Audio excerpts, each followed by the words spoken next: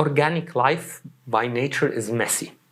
Okay, I think social media is a mirror image of organic life, and it's messy. It requires some rules of engagement, it requires codes of conduct, it requires some form of arbiter to make sure that individual privacy and rights are protected. And today it's like the wild, wild west in its early days, where everybody can take a shot at everybody else, and there is very little accountability beyond what we see in certain countries of the world, where the state can have a heavy-handed approach. Hello and welcome to Conversations with Lulu. I have two fantastic guests with me today. Maalouf and Kamal Dimachkie are veteran marketing and communications experts and world-class leaders. After over 4 decades of leading great companies in the region, they have decided to form Tough Love Advisors, a new age consultancy practice, along with 6 other partners. In this conversation, we're going to talk about the inception of Tough Love Advisors, as well as how can companies succeed in marketing and communications, and the latest trends that are shaping the industry. So Eddie and Kamal, welcome to the show. Thank you. I have to say that I've known both of you for over a decade, so I'm really, really excited that you're here. You have known us probably for more than 2 decades. Yeah, but you were very young. I was. Indeed, but it's so good to see you here. So why don't we just start with letting the audience learn a little bit about your backgrounds. You have achieved a lot, both of you, so maybe just some of the milestones up until the founding of Tough Love Advisors. Okay. Landed in advertising by pure accident. I'm actually a science grad, did an MBA, worked for P&G's distributor, and then got hired by Leo Burnett, and ultimately spent 33 years doing Leo Burnett in a variety of positions, mostly leadership, extensively throughout the Gulf, North America, Chicago, a brief stint in Canada. And for the past 23 years, I've been back in the UAE, left December 2020. Used to double hat as the Chief Operating Officer for Publicis Communications and the Executive Regional Managing Director for Leo Burnett in the GCC, excluding Saudi. And here I am today on a totally new, consistent with the theme of my life, unexpected journey with Tough Love Advisors. Okay, Eddie? Well, not very different to Kamal, except a bit more stints than Kamal, so less consistent, but background photographer, for those who didn't know, that's what I studied. So I studied photography in Spain, ended up in advertising by pure coincidence, was given the role of an account executive. Took me 6 months to realize it was not a financial job, despite the fact that the word account was sitting in there. I was expecting numbers, they didn't happen for 6 months. Somebody explained to me that it wasn't. Anyway, I spent first couple of years in Dubai with Grey Advertising, then moved to the client side. Nokia was my client, so before Nokia started growing, I joined a 6-team setup in Jebel Ali in the late 90s and started my journey with Nokia for about 10, 11 years, roughly. So I ended up, started in marketing, did a couple of jobs. Last 4 years, I was leading the region for MENA. And then the last 2 years before I left, I was doing the role of CMO for Middle East and Africa. Set up my own company in shopper marketing. There was a need at the time, so I thought, let me skip getting on planes and sleeping out of suitcases. So, or call it midlife crisis if you want. Set up my own company for 5 years. Exited that, came back, did some voluntary work for startups, helping startups, just to keep myself up to speed with things. And then I decided to get into the food business.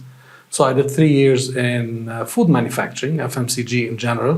Learned a lot, did not like it, wasn't my thing, but hey, I did learn a lot. And today I'm here with Tough Love Advisors, another chapter in my life. Okay, so you spoke about midlife crisis. So I guess that was a while back, right? It's probably still going on. We're still going on. We'll ask Okay. my wife. It's probably still going on, but I believe it's not. So you went and you decided, along with 6 other people, right? So it's 8 of you in Tough Love Advisors. Yes. 6 other equally accomplished people, and you decided, let's do this, right? So how was that experience, or how did it come to be? Let's start with that. I think, like with all things, it starts small and it starts as a thought. And that thought is followed by a conversation. And that conversation expands. And suddenly, before you know it, you look in the rearview mirror, you realize that that initial conversation was actually the nucleus of something that is promising and something that is worthwhile paying attention to, putting energy behind, and if required, putting money behind. Totally unexpected. So what are some of the misconceptions that you are facing at the moment? So you all come from very successful careers, right? And all of a sudden you're on your own. There's no big kind of brand or company behind you. And you go out in the or safety net. And you go out in the market, you meet with your friends, probably ex-colleagues and so on. So how has it been? I think the power of the network, the product is the people. So let's be very clear. We don't flash business cards that make sense to people, but we flash, names of people that make sense to other people. So I think from that perspective, it's something that I've never done before. The peer-to-peer approach is something which to me has always been, culturally speaking, and from a corporate culture perspective, has always been something that I've missed. Because most of everywhere I've been, minus the company that I've set up, I've tried a lot to bring peer-to-peer discussions, wiping off the hierarchy, wiping off the intimidation factor that is not necessarily purposeful, but that sometimes comes to life purely because, he ranks me with 10 years, or he ranks me with 2 job grades, or, and in that context, I think Tough Love Advisors, between us and when we talk to our network and the way we actually operate, that peer-to-peer to me, I think is, I don't want to say unprecedented, is probably a big word, but it's something that is unprecedented to me, doing business purely relying on the fact that it's peer-to-peer. So you're being welcomed with open arms, or has it been, going back to the question, has it been a challenge or? It's a challenge. It's a challenge, I think, in any startup business, it would be a challenge. You would know more than anybody else. I think it is a bit more tough, no pun intended. It is tougher than what we thought it would be, not in terms of the welcoming part, but in terms of getting the traction at the speed required. I would say that what's interesting, you have to see, first of all, beyond the compliments, because our immediate circle is people who have affection for us, who have seen us at work and hold us in a certain regard, and think that, and constantly repeat, at least to me, that, we're not going to worry about you.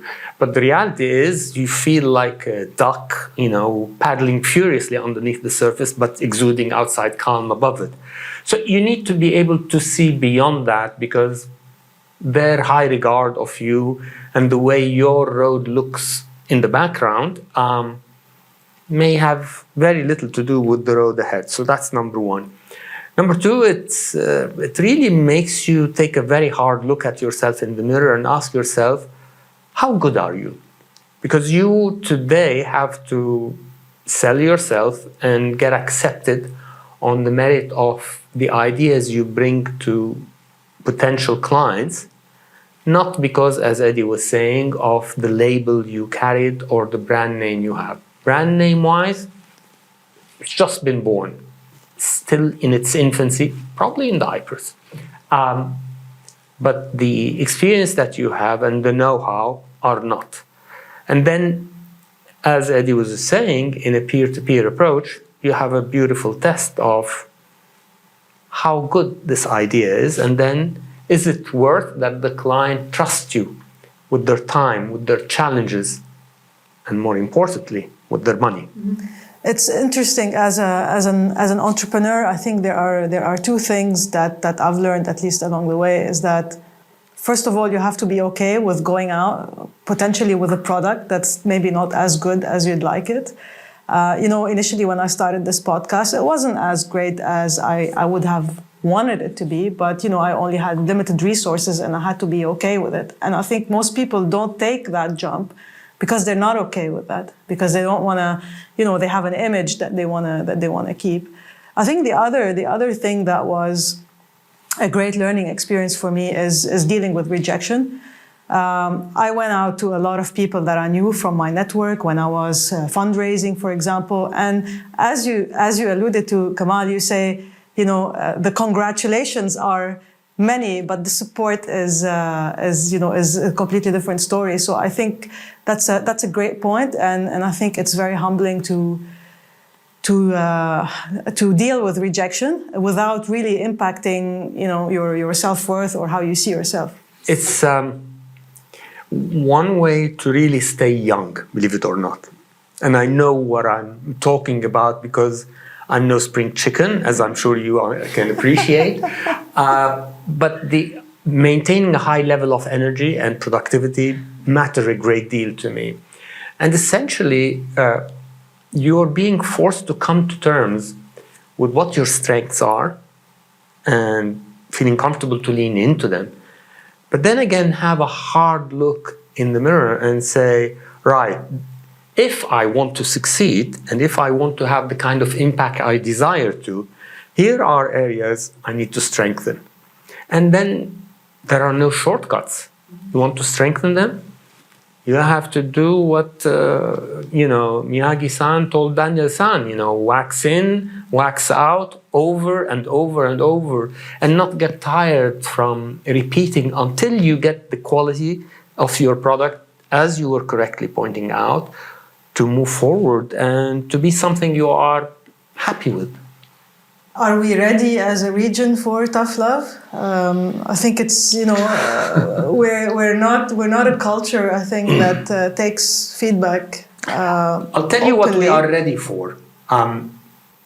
Don't forget we're coming out of COVID, and COVID isn't over by any stretch of the imagination. We are hungry and ready for growth. And when you are more desperate to resume growth or to achieve it and to make ends meet and to build, you become much more open. Does that mean that compared with pre-COVID, we're 100% ready? I'd argue probably not. Mm-hmm. But when you see that there is opportunity to be made and capitalized on, I think you become a little bit more open-minded. And our initial conversations so far support it.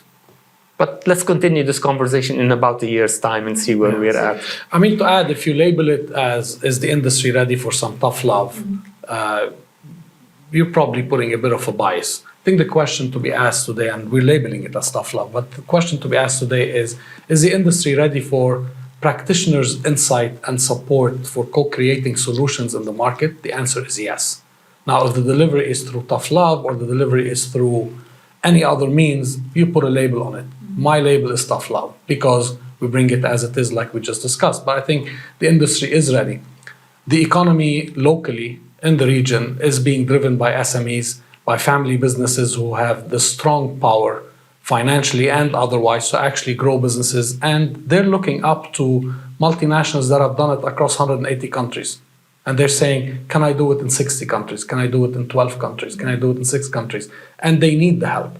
And today, in the market, what is widely available is a lot of best practice, a lot of theories that are happening. And then you need to actually take these and then make some sense out of them. Versus you can get somebody who's been there, done that, somebody who has practiced similar situations or similar solutions to sit and co-create with you. And I think this is where the industry, I say, is very ready. So you touched on a few important things. So one of them, Kamal, you spoke about brand building, and you touched on, I think, culture a little bit, because you said, sometimes you want to hire the best people, but you're not ready potentially internally. And what you're proposing is that someone like a company like Tough Advisors can kind of bridge that gap, right? That's what you're saying? So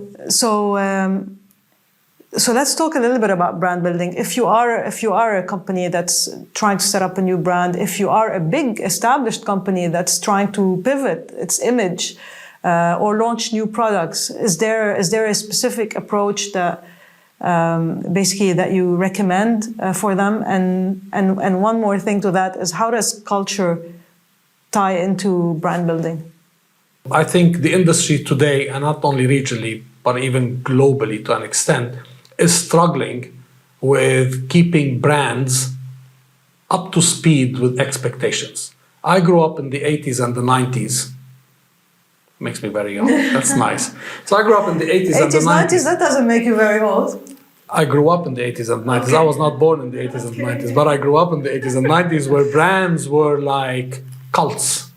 You know, nothing would make me switch my, football shoes. I'm X brand and I will stick to it whether it blows out of my feet. It doesn't matter. My brand is my brand. Today, we're driven by, and I'm going to simplify it for the sake of the answer, ratings online. Mm-hmm. If somebody says it's not good, it's not good. If somebody says it's brilliant, it's brilliant. If many do say that, then even better. So where is the role of the brand in keeping up with that? To me, this is the big question that is asked. And I think it automatically turns the focus to, are we keeping track with what consumers are doing, what their expectations is, what stories are we telling, how are we engaging with our consumer level and stuff like that. Simple things like CRMs or well, let's not go into that. But to me, you talk about customer relationship management, right? Consumer relationship management, or whatever you want to call it. Today, it's about total relationship management. It's no longer about about the entire stream. And brand is just one part of it. When it used to be the biggest part, today it's just one part that needs to keep up with the entire, cycle, right? In my perspective. So from that perspective, I think the struggle, in short, is, are we keeping up with what that journey of expectations is on all levels, brand being one of them? Some are, some clearly are not. Some still believe that the equity of the brand can take them, like it used to take them in the 80s and the 90s. I don't believe that is true today. I think a brand can be born in one day and can be torn out in one day as well. So that is my view. Now on the building front, I'll let Kamal give us his point of view. It's interesting how often people lose sight of the fundamentals. And I think this is particularly true when it comes to brands and brand building. When you think about it, the fundamentals are immutable. I mean, it's like the laws of physics. There's something called gravity in physics, okay? You want to overpower it, there are ways. But remain alert, because the minute whatever system you have in place malfunctions, gravity is going to say, hello, I'm here, and you are going to feel it. And depending on how high you are, you will feel it probably a little bit more. When you think about some of the brands that have left a big impression on you and that you would never betray and always seek and prepared to pay the premiums they ask of you, you do that for some very basic fundamentals. First of all, they are solving a problem or a need that you need solved. And they're solving it probably in a way no other brand does.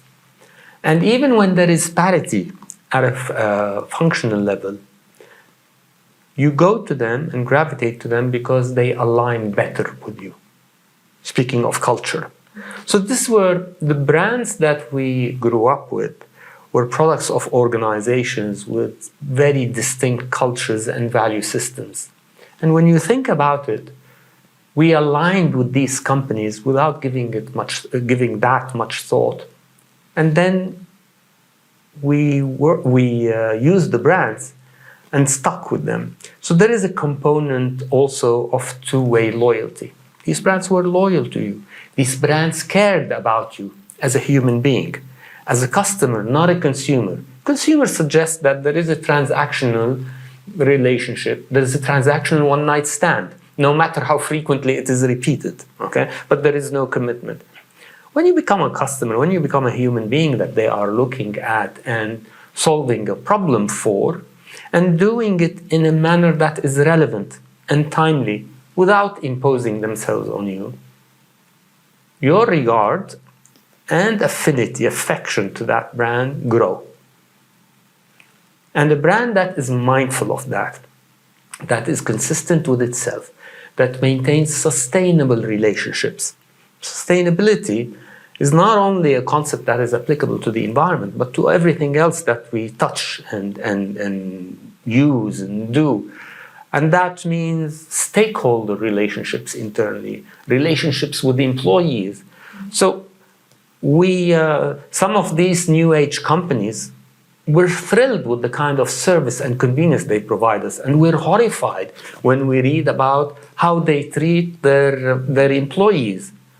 And you are conflicted, and that conflict is eroding the brand's value and is taking away from that. So ultimately, the concepts and notions of brand building fundamentally are not changed. The tools, techniques, avenues available, speed with which you can accelerate the building process or creating awareness, as Eddie was saying, find a relevant moment in time, and yes, you can build a following almost instantaneously. And if you think that is fast, wait till you break the covenant that you have with your customers, and you'll see how quickly they will abandon you. So stick to the fundamentals is what I would say. So Eddie touched on something as well, which is the rating, basically, or the popularity of the brand. So I think it's interesting. I mean, what you said, Kamal, is that you connect with the brand on a different level as a customer. So I try to think of brands I love, for example, and I love Nike, for example, as a brand. And it's not really about the shoes, right? It's about just do it. It's about the attitude. And I think there's a lot of expectations today on brands to stand for something, maybe not so much in our part of the world. But you also spoke about popularity. So I'm sure you've come across influencers and that whole kind of area. A lot of companies are seriously looking at engaging with influencers, and some would argue that the return on investment is very good. So how do you navigate this? Because it's so, I don't know, I think there's just a fine line where you can get value out of that person, and whatever they end up doing, maybe on a personal level, might end up reflecting very badly on your brand. Well, here's an interesting twist, just as an anecdote, Lulu, I think worth putting in context here. Okay. I've come from a school where we used to pay a lot of money for product placement into movies, into games, into other stuff. At the time, it was in the Hollywoods and Bollywoods of this world, make sure that you got a product in there. And I've come from an industry that did a lot of that product placement. And today, you look at it and you think, what has changed? 20 years ago, your influencer was the brand, like Kamal said. You follow that brand, And as long as the brand stuck to the rules, did not defy or try to fight against gravity, as Kamal put it, you were after that brand, no questions asked. And equity of that brand could give you a lot of elasticity with the brand, right? Today, we've shifted to people as influencers. I think we live in extremely, not only interesting times, but polarizing times. And influence is playing a huge role. You see, people will follow opposite sides of a proposition because either of a connection, trust, or some sort of affinity with the major influencer. And that applies to brands, that applies to personal relationships, that applies to corporate culture in the same way it applies to influencers as a marketing tool. I think trust is going to be a key component in that, and authenticity. Okay, if you put these two dimensions, they tend to represent whether you're able to align with a particular point of view or not. And that puts everybody sort of, so to speak, under the spotlight. Because the minute you are out of lockstep with whatever you represent, your ability to influence will diminish dramatically. And we saw it in recent elections. Yeah. We also see it with brands. So a lot of brands are paying influencers. So in a sense, you're buying some sort of ability to influence. It's a channel. Yeah, except that increasingly influencers are starting to make calls based on whether or not they align with certain brands. And that takes us back to culture, to what these brands stand for, how their purpose lines up, and whether these influencers are prepared to stake their own reputations with these brands or not. So I think that there is no denying the role of influencers going forward, and has been going for some time. It's fascinating how the tables have been turned and what a major upheaval the entire universe of marketing and brands is going through. But it'll be interesting to see the sustainability of the influencing offering and platform in itself. How long can you trust? How fragile is that trust? What happens when it's broken?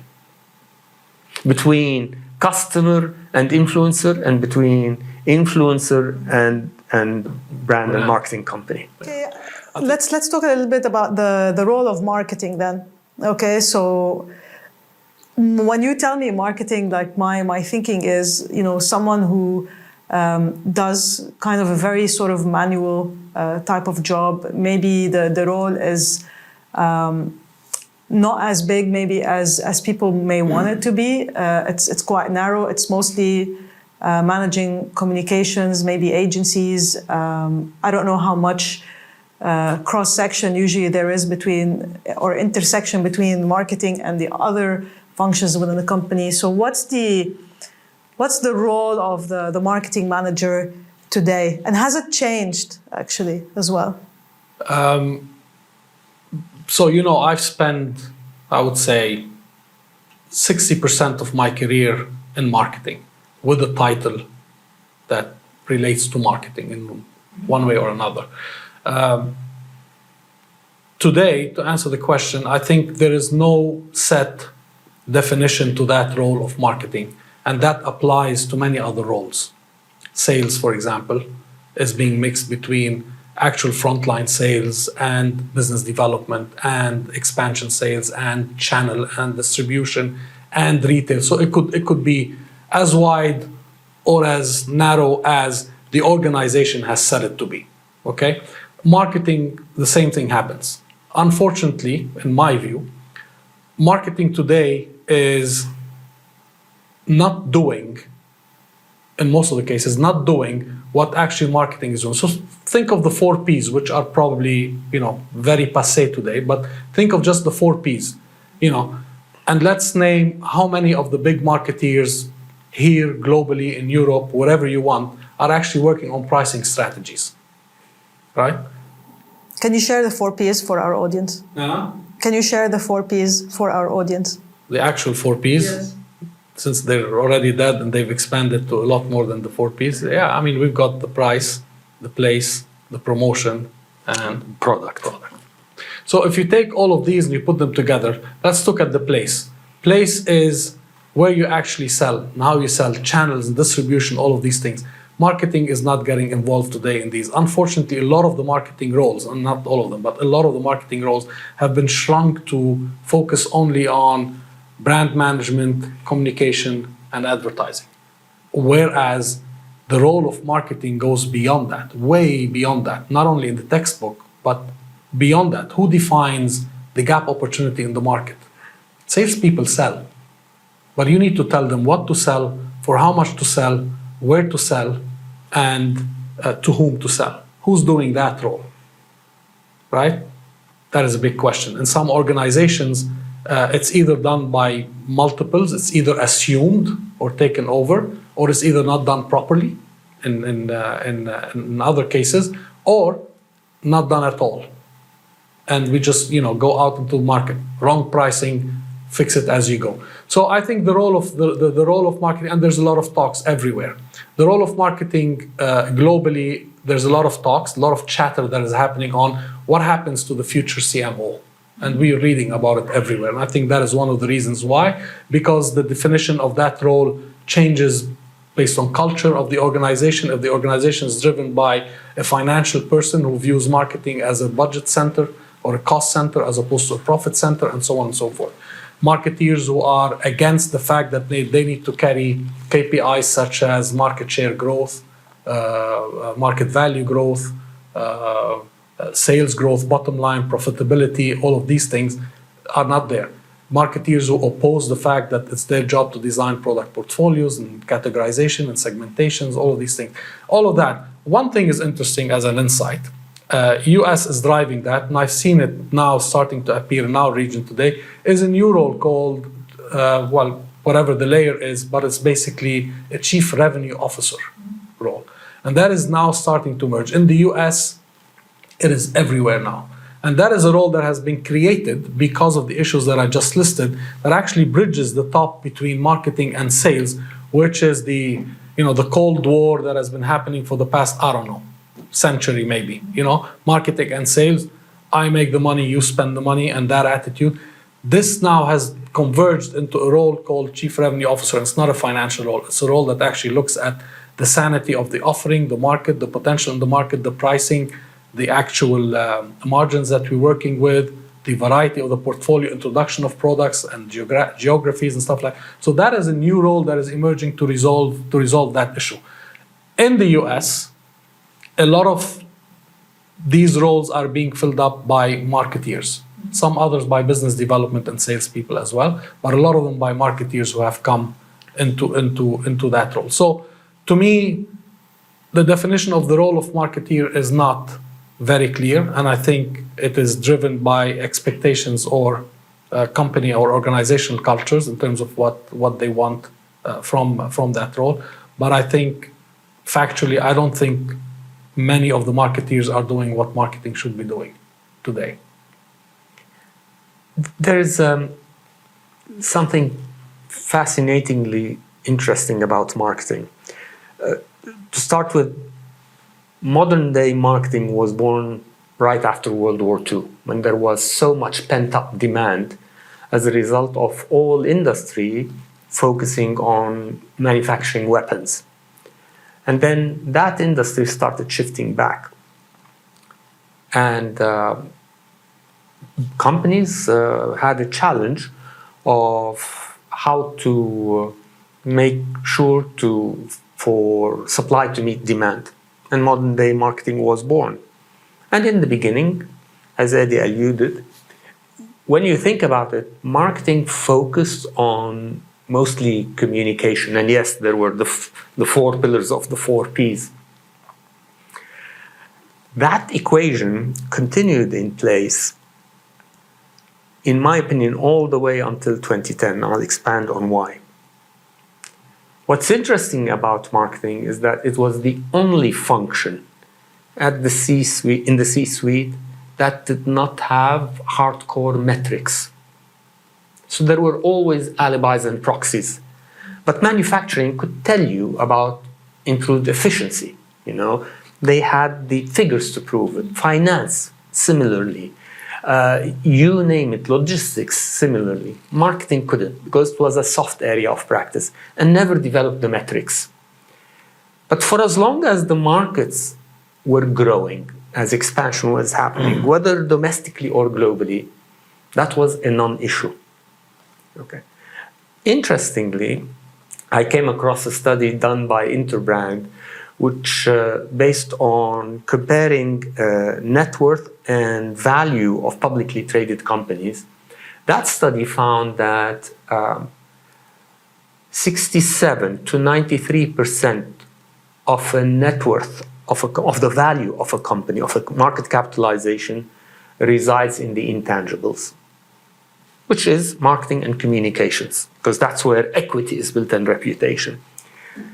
That came to a grinding halt in the wake of the subprime and the financial crash of 2008 and 2010. If you remember, what happened then is the sudden rise of procurement. And suddenly, the CMO and the entire marketing team were on the defensive, having to prove why such budgets were necessary, why activities were needed, why you needed to spend and invest in marketing. And they didn't have the direct metrics to do that. I think in the past 12 years, particularly now with the rise of digital and its pervasiveness, what's interesting is that 70% of the money marketing spends is on platforms where there is ROI. So suddenly, the CMO is spending 70 cents to every dollar where the CMO is able to measure. I think the pendulum is switching, is turning back. But you're right. This happens at a time when you have an explosion in MarTech. You know, there are something like 8,000 companies that do MarTech. And that CMOs and marketing professionals need to figure out, what do I use, what do I need? I can't afford all of them. Indeed, a lot of transformation is happening, a lot of change is happening. Anybody who wants a stable job and the shelter of continuousness and constancy, marketing is not the place to go. Because this is highly dynamic, it's evolving as we talk. As things shift, as new tools become available, the CMOs would need to evolve, develop, and be agile. So yeah, I think that this move towards Chief Revenue Officer is, in my view, a great thing. Because ultimately, marketing should own the relationship with the customer. And if you think about your relationship with the customer, you think about the DNA of a company. And that traces to everything, traces to culture, traces to relationships with stakeholders, traces to what kind of people you hire, you would have influence on the training program, because you ultimately have to worry about the people who have to develop the products, who interact with the customers. I think it's going to continue to be an exciting job, but it is not a ride for the faint of heart. Yeah.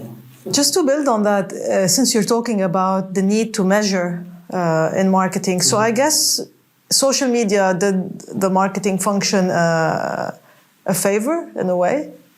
I mean, you are able to measure quite effectively what's happening, for example, on channels. In my view, it's a mix of many things. Obviously, the fact that digital media has allowed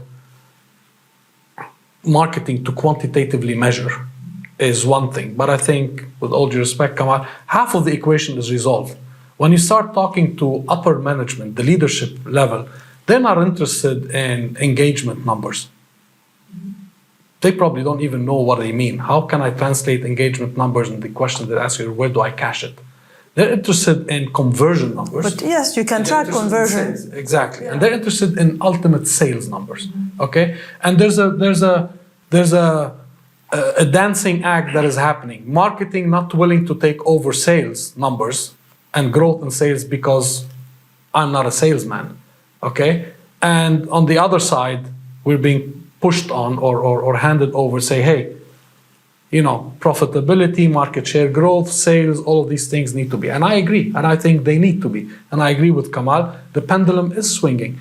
And at some stage, marketing's responsibility needs to expand. If ownership to customers has to come, needs to expand towards measuring post-conversion and saying, hey, how much sales am I getting? You started by defining the opportunity.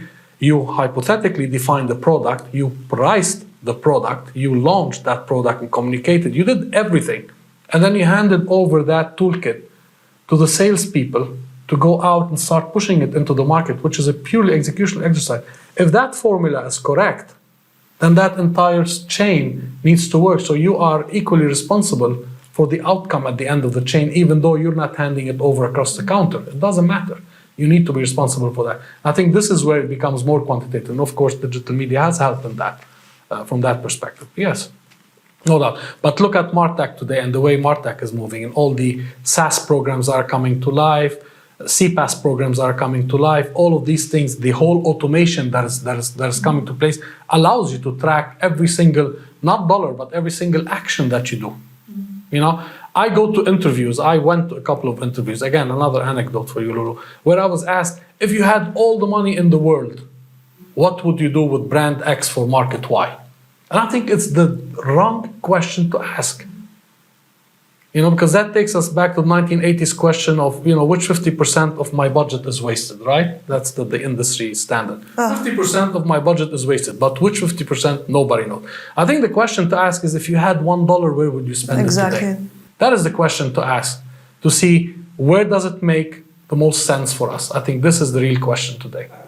What do you think about social media, though? I mean, it has been, I think it has changed things in a way. So, Kamal, I mean, even from an agency point of view, right? Before, you used to get big brands, they would come to Leo Burnett or Impact or all of the big agencies, and they would spend a lot of money on developing these campaigns, and then what are the channels that they're going to use. And now we see a lot of user-generated content. We see, you know, a guy in a house on YouTube, you know, with millions and millions of views. We see kids unpacking toys, you know, with billions of views. So how has that shifted the landscape?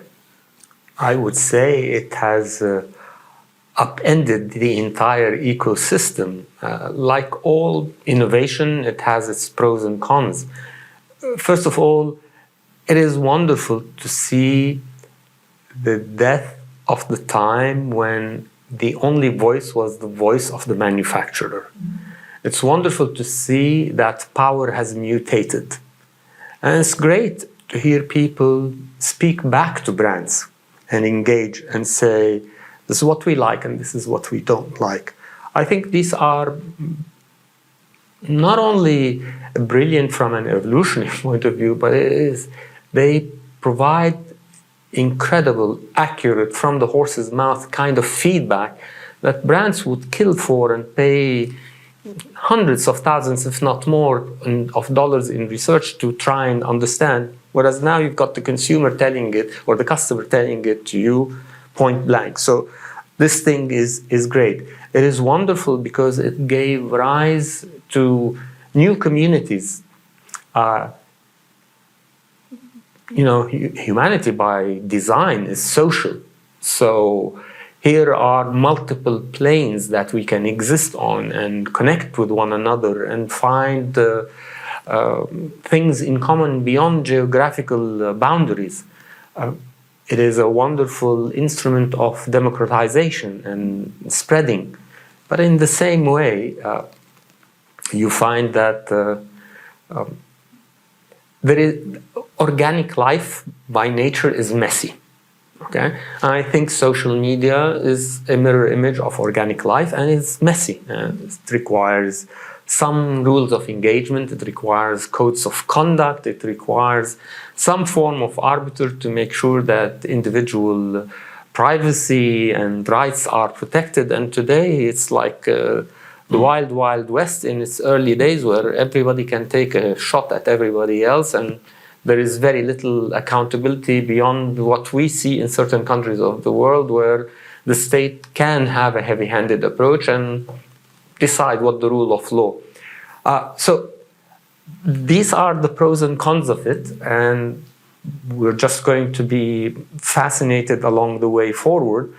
What has it done? I think it has exploded talent. It has told us that the way that certain organizations positioned themselves or were positioned over the decades as the arbiters of what is good quality or not is not necessarily true.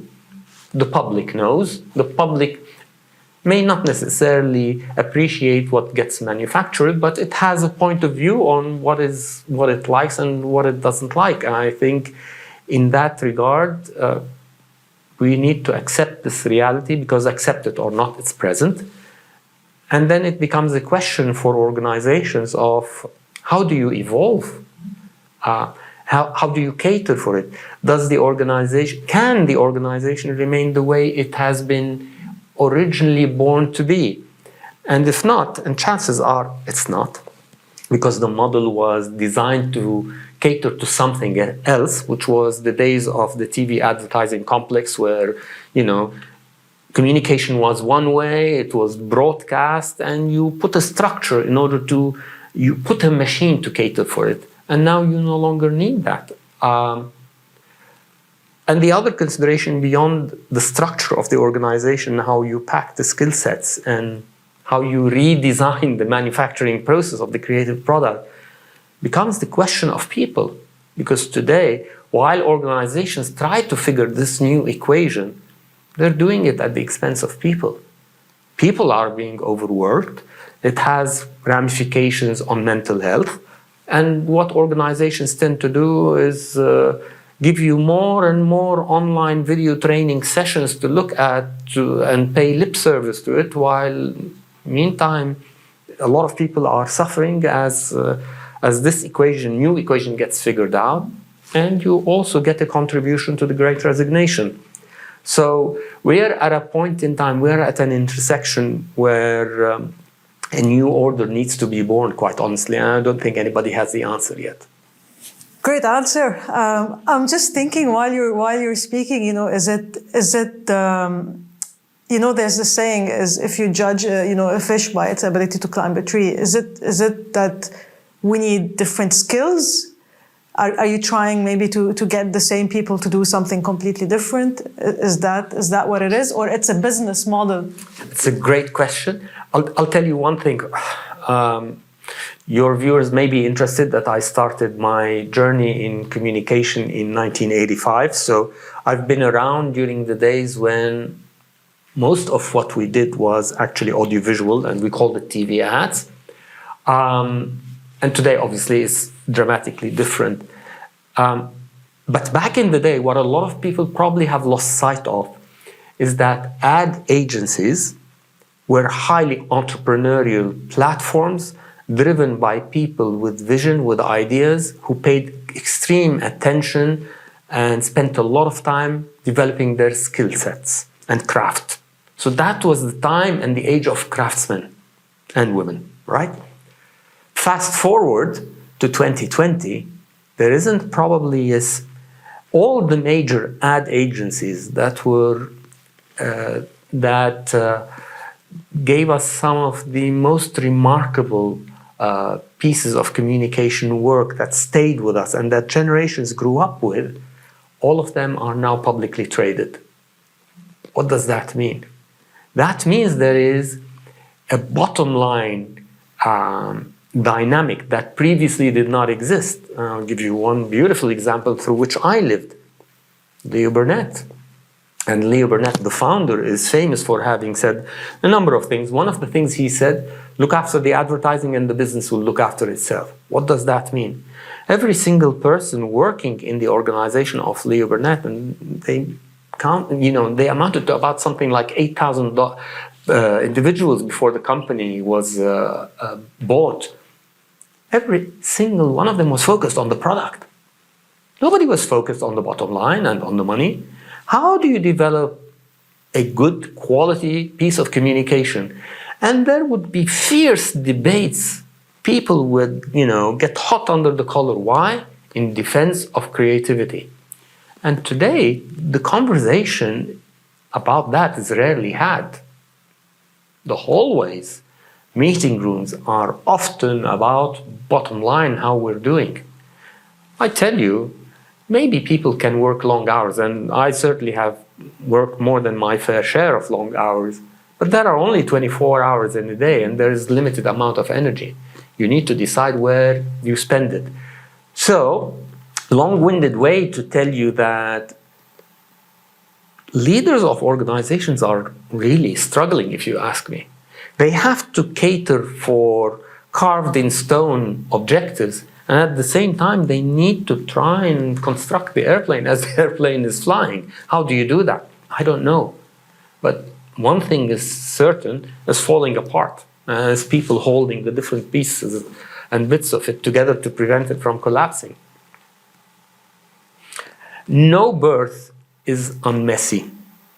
And today we stand at the intersection of great birth in that industry. I think it's going to be really messy. I have nothing to add. Kamal has said it all. Very well as well. Yeah, absolutely. Spot on. Well, thank you so much. Everybody who's watching can check your website, toughloveadvisors.com. It was such a pleasure, really, to have you both. I really enjoyed this. Learned a lot. Thank you. Thank you a lot, Lulu. Thank you very much. Thank you so much for tuning into this episode of Conversations with Lulu. If you want to know more about Tough Love Advisors, you can visit toughloveadvisors.com.